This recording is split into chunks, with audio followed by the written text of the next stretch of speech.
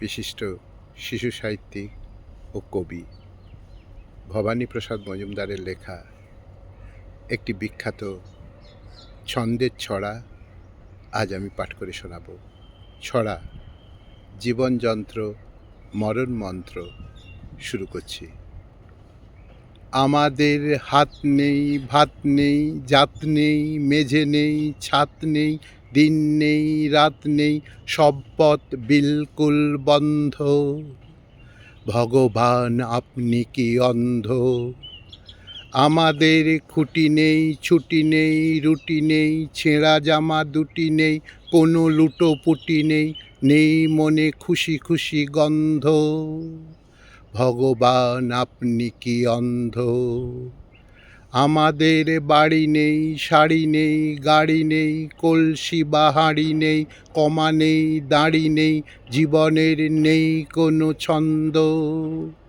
ভগবান আপনি কি অন্ধ?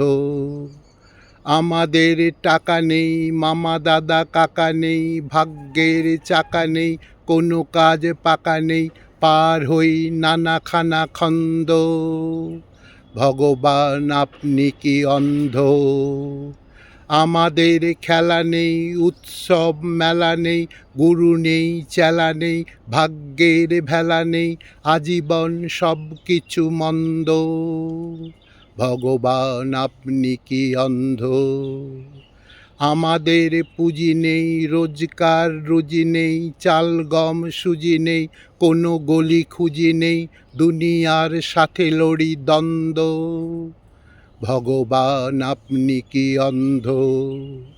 আমাদের বুলি নেই, ঢাকি নেই, ঢুলি নেই, গোলা নেই, গুলি নেই, রং নেই, তুলি নেই, শুধু ধুধু ধুলো ধোয়া ধন্দ।